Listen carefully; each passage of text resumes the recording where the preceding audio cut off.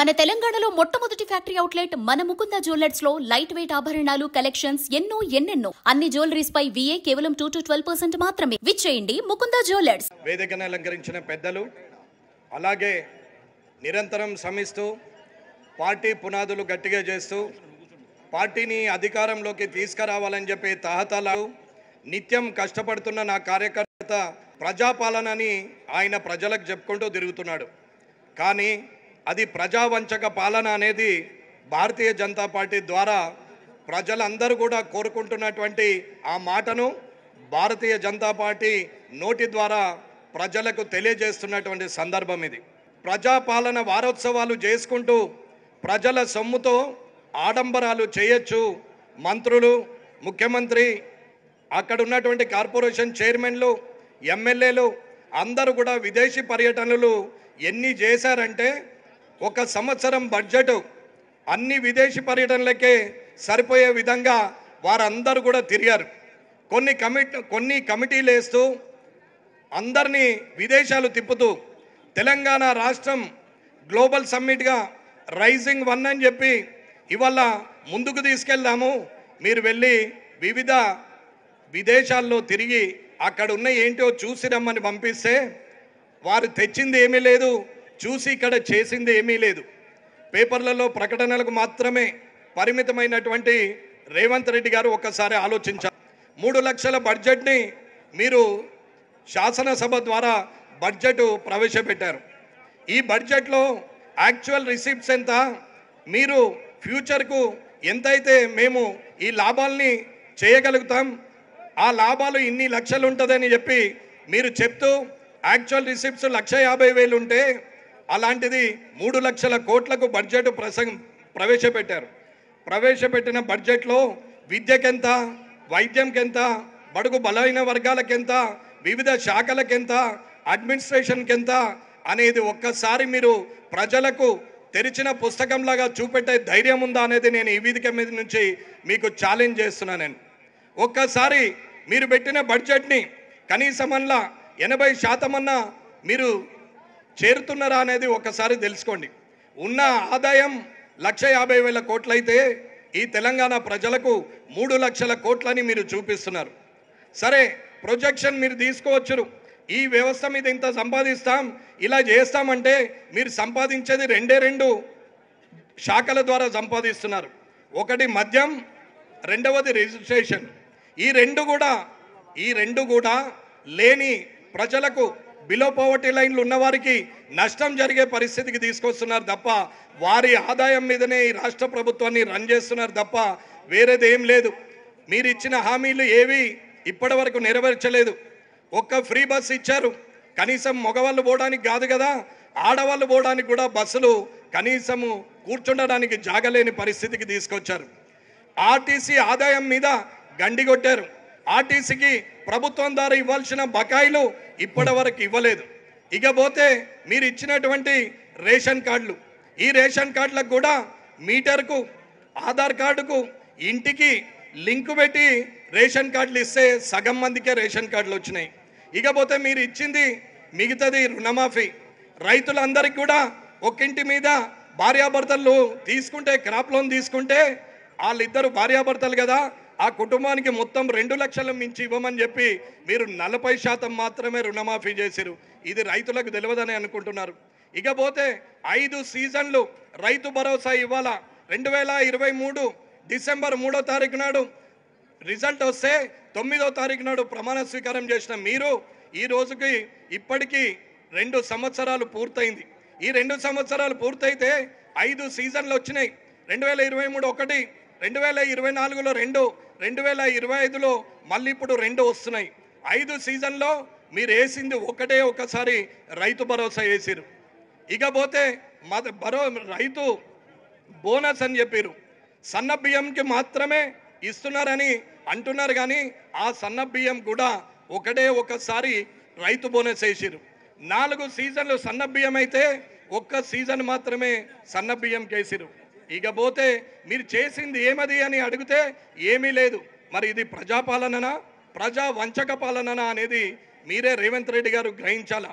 మంత్రులు ఒక మాట, ముఖ్యమంత్రి ఒక మాట, ఉప ముఖ్యమంత్రి ఒక మాట, ఎమ్మెల్యేలు ఒక మాట, శాసనసభలో ఎవరిని మాట్లాడనీయకుండా మీరు చేసిందే గంటలు గంటలు ఉపన్యాసం ఇస్తూ ప్రజలను అందరినీ కూడా మభ్యపెట్టే ప్రోగ్రాం పెట్టుకున్నటువంటి కార్యక్రమం పెట్టుకున్నాడు రేవంత్ రెడ్డి గారు. ఒకసారి ఉద్యోగం చేయలేని నిరుద్యోగులు, చదువుకున్నటువంటి విద్యార్థులు అందరూ కూడా ఉద్యోగాలు ప్రయత్నం చేయండి, మీకు నేనున్నా, మీరు రాజకీయాల జోలికి రాకండి అని ఒకసారి చెప్తాడు. ఇప్పుడు సర్పంచ్ ఎలక్షన్ రాగానే ఉద్యోగం చేయలేని వారు, నిరుద్యోగులు, చదువుకున్న విద్యార్థులు, యువకులు రాజకీయాల్లో ఉండాలని చెప్తాడు. ఇలా ఒకటే విషయంలో రెండు మాటలు మాట్లాడినటువంటి వ్యక్తి. ఇకపోతే వైద్యం దగ్గరికి వస్తే ఎక్కడ పోయినా సూదిచ్చేందుకు సిరంజి కూడా లేదు, కనీసం నీడిలు కూడా లేని పరిస్థితి. ఆపరేషన్ చేయాలంటే డాక్టర్లే గ్లౌజులు కొనుకొచ్చుకునే పరిస్థితి. ఆపరేషన్ చేసిన తర్వాత మందులు ఇవ్వాలంటే ప్రైవేటు మెడికల్ షాపులో కొనుక్కోమని సూపరింటెండెంట్లు చెప్తున్నటువంటి పరిస్థితి. ఇక్కడున్న ఆర్ఎంఓలు కానీ, డాక్టర్ సూపరింటెండెంట్స్ కానీ, అక్కడున్న స్పెషలైజేషన్ డాక్టర్లు కానీ అందరూ కూడా ఇది నిజమా కాదా మీరే చెప్పండి. ఇది నిజం. నేను చూస్తున్నటువంటి గవర్నమెంట్ హాస్పిటల్లో, నేను నిత్యం పర్యవేక్షిస్తున్నటువంటి ఆ కామారెడ్డి హాస్పిటల్లో జరుగుతున్నటువంటి సమస్య ఇది. ఇవాళ ఇలాంటి వైద్యం అందిస్తున్నాం. కనీసము ఆరోగ్యశ్రీలో ఆపరేషన్లు చేస్తామని చెప్పి 10 లక్షల వడకని చెప్పి అప్పటి రాజశేఖర రెడ్డి గారిని జ్ఞాపకం చేస్తూ ఇవాళ మళ్ళీ స్కీమ్ పెడితే ఇవాళ ఎక్కడైనా వైద్యశాలలో జరుగుతున్నదా అనేది ఒకసారి ఆలోచించండి. ఇకపోతే మెడికల్ కాలేజీలు, ఆనాడు అప్పటి ముఖ్యమంత్రి మెడికల్ కాలేజీలు ఆర్భాటంగా పెట్టిస్తే కనీసము వాటి కన్స్ట్రక్షన్ కూడా చేయలేని పరిస్థితిలో ఇప్పటి ముఖ్యమంత్రి ఉన్నారు. ఇకపోతే విద్య, కూర్చుండడానికి బెంచీలు లేవు, కిటికీలకు రెక్కలు లేవు, పెచ్చులుడిపోయే స్లాబులు, పలిగిపోయిన బండలు, ఎక్కుదామంటే ఇరిగిపోయిన మెట్లు, కూర్చుందామంటే ఊగే టేబుళ్ళు, కనీసం కూర్చుండడానికి విద్యార్థులకు కూర్చుండే పరిస్థితిలో కూడా లేని బెంచీలు, అసలు బెంచీలే లేని స్కూళ్ళు, కోకొల్లలు. ఇది నిజం. ఒక టచ్ స్క్రీన్ బోర్డులు ఇచ్చారు, మెయింటెనెన్స్కు ఎవరు ఇచ్చేది లేదు. అందులో నుంచి విద్యార్థులకు చదువు చెప్పదామంటే మధ్యాహ్న భోజనం గురించి ఆశపడి వచ్చిన బడుగు బలహీన వర్గాల విద్యార్థులు, పాపం లేనివారు ఒక పూట భోజనం అన్న దొరుకుతుంది అని చెప్పి వస్తే కనీసం ఆ మిడ్ డే మీల్స్లో కూడా బిల్లులు సరిగా ఇవ్వకుండా కనీసం ఆ గుడ్లు కూడా పెట్టలేని పరిస్థితికి ఇవాళ మధ్యాహ్న భోజన పథకం వచ్చింది. ఇది ఆధార ప్రజావంచక పాలన అనేది ఒక్కసారి రేవంత్ రెడ్డి గారు ఆలోచించాల. ఇకపోతే ఉద్యోగస్తులు, రిటైర్మెంట్ అయిన వాళ్ళు, ఇక్కడున్న పోలీస్ సోదరులు, నువ్వు ఆగితే నువ్వు వచ్చే ముందర గ్రౌండ్ అంతా క్లియర్ చేయాలా, రోడ్ అంతా బందోబస్తు చేయాలా, నువ్వు రాగానే డోర్ ఒక గన్మెన్ తీయాలా, సెక్యూరిటీ వాళ్ళు పక్కన నిలబడాలా, వాళ్ళందరూ నీకు సెక్యూరిటీగా ఉండాలా, ఎవరైనా వ్యతిరేక నినాదాలు చేస్తే లోపలేసి నూకాలా, ఎవరైనా తప్పుగా మాట్లాడితే వాళ్ళ మీద తప్పుడు కేసులు చేయాలా. వీళ్ళందరూ చేసే పోలీస్ సోదరులకు 5 డిఏలు ఇంకా బాకే ఉన్నాయి, సరెండర్ లీవ్స్ ఇంకా బాకే ఉన్నాయి. వారికి ఇవ్వమంటే నన్ను కొట్టినా, నన్ను చీర్చినా, నన్ను చంపినా నా దగ్గర డబ్బులు లేవంటావు, కానీ గ్లోబల్ సమ్మిట్ మాత్రం చేస్తావు. అక్కడ అంబానీ వస్తాడు, అక్కడ సల్మాన్ ఖాన్ వస్తాడు, ఇంకొకరు పెడతారు, అజయ్ దేవ్గన్ పెడతాడు, వీళ్ళందరూ పెడతారు అని చెప్పి మాట్లాడుతూ పేద ప్రజల భూములు గుంజుకొని 30,000 ఎకరాలు అప్పటి ప్రభుత్వం తీసుకొని ఫార్మా సిటీ అంటే దానికి ఫ్యూచర్ సిటీ అని పెట్టి ఇవాళ గ్లోబల్ సమ్మిట్ అని చెప్పి ఆర్భాటం చేస్తూ లక్షల కోట్లను ఇవాళ వృధా చేసుకునే పరిస్థితికి తీసుకొస్తున్నాం. ఇది ప్రజావంచక పాలన కాదా అని అడుగుతున్నాం. రైతులు అయిపోయారు, ఉద్యోగులు అయిపోయారు, ఉద్యోగస్తులు అయిపోయారు, యువకులు అయిపోయారు, విద్య అయిపోయింది, వైద్యం అయిపోయింది, మహిళలకు పావలా వడ్డీ 2014 నుంచి 2025 వరకు వడ్డీ లేని రుణాలు ఇవ్వాల్సిన పరిస్థితిలో ఒక్క కేసీఆర్ గారు 2018లో మాత్రము 1900 కోట్లు వేశారు. అప్పుడు 19,000 కోట్లు వేశారు. తర్వాత 2023లో ఒక 400 కోట్లు వేశారు.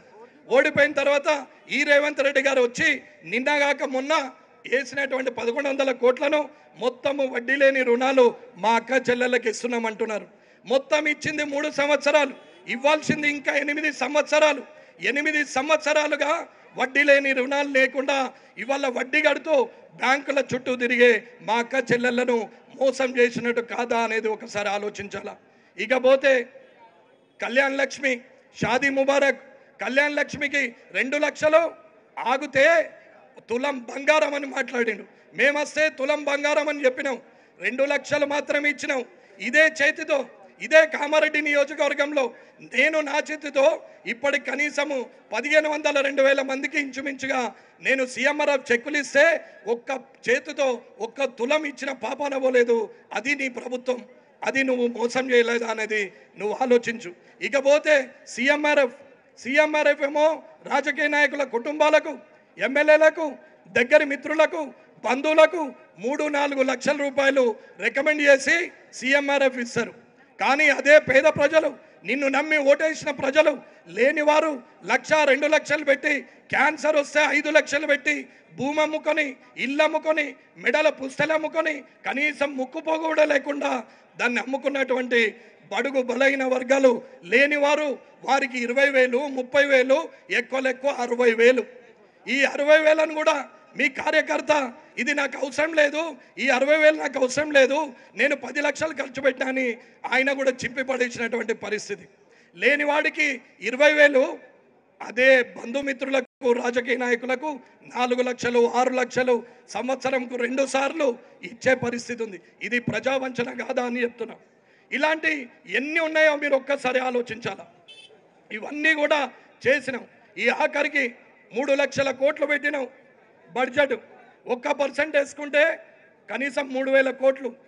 ఆ 3,000 కోట్లలో 119 నియోజకవర్గాలు చేసుకుంటే కనీసం 30 కోట్లు. ఆ 30 కోట్లలో సగం వేసుకున్న, 1% వేసుకున్న 15 కోట్లు. మరి మధిరకు, కొడంగల్కు, ఇక్కడ ఉన్నటువంటి మంత్రుల కాన్స్టిట్యున్సీలకు తప్ప ఎక్కడన్నా 1 రూపాయి పెట్టిర్రా అని అడుగుతున్నాం. ఇది 3 లక్షల కోట్లు నువ్వు చూపించగలవా? 119 నియోజకవర్గాల్లో నేను సమానంగా పెట్టినా అని చెప్పి చూపించగలే ధైర్యం ఉందా మీ ముఖ్యమంత్రి గారికి అని అడుగుతున్నాను. ఏ ఆంధ్ర పాలకుల చేతిలో వివక్ష ఉంది, తెలంగాణను ఇబ్బంది పెడుతున్నారు, చిన్న చూపు చూస్తున్నారు, అభివృద్ధి జరగట్లేదు, కాబట్టి జై తెలంగాణ అని చెప్పి అందరూ కొట్లాడితే వచ్చిన తెలంగాణలో నీవేం చేస్తున్నావు? నువ్వు ఇక్కడ కూడా ఉత్తర తెలంగాణ, దక్షిణ తెలంగాణ అనుకుంటూ దాన్ని కూడా వంచే పరిస్థితికి తీసుకొస్తున్నావు. ఎక్కడ నీ ఎమ్మెల్యేలు గెలిస్తే అక్కడ ఇస్తున్నావు. పాత ప్రభుత్వం చేస్తే తప్పు చేసింది, అలాగే పార్టీ ఫిరాయింపులు చేసింది, అన్యాయం చేసింది, అహంకారంతో కూడిన కుటుంబ పాలన చేసింది, ఇబ్బంది పెట్టిందనే ప్రజలు వారిని మూలన కూర్చుండబెట్టి 30 సీట్లు ఇస్తే నిన్ను తీసుకొచ్చి మొదటి కుర్చీలో కూర్చుండబెట్టి 63 సీట్లతో గెలిపిస్తే నువ్వు చేసిన పని ఈ 63, నువ్వు కూడా పార్టీ ఫిరాయింపు చేసిన 10 మందికి 73, కొత్త గెలిచిన ఇద్దరికి 75 మందికి తప్ప ఇంకొకరికి 1 రూపాయి ఇచ్చే పరిస్థితి లేదు. పాత ప్రభుత్వానికి కొత్త ప్రభుత్వానికి తేడా ఏముంది రేవంత్ రెడ్డి గారు? ఇది ప్రజావంచన కాదా? కేసీఆర్ని తిట్టిన వీడియోలు ఒక్కసారి చూసుకో. గత ప్రభుత్వం మీద ప్రతిపక్షంలో ఉండి పిసిసి ప్రెసిడెంట్గా ఉండి ఏం మాట్లాడినావు అనేది ఒక్కసారి నువ్వు చూసుకో. అప్పుడు అర్థమవుతుంది ఇప్పుడు నువ్వేం చేస్తున్నావు అనేది అర్థమవుతుంది. కానీ గద్దెనెక్క ముందు ఒక మాట, గద్దెక్కిన తర్వాత ఇంకొక మాట చేసే ఈ మాట మార్చే గుణం రేవంత్ రెడ్డి గారిది. ఇంకా నేను 10 ఏళ్ళ దాకుంటా అని చెప్పి మాట్లాడుతున్నాడు. దుష్ట శిక్షణకు, శిష్ట రక్షణకు దేవుళ్ళు ఉంటే ఏ తప్పుడు అయితే ఎక్కడైతే దుష్టులు పెరిగిపోతారో ఆ శిష్ట రక్షణ చేయాలి, దుష్టుల్ని శిక్షించాలి అని చెప్పి జన్మలెత్తినటువంటి దేవుళ్ళని ఇవాళ అనూహ్యంగా ఇష్టం ఉన్నట్టు మాట్లాడుతున్నారు.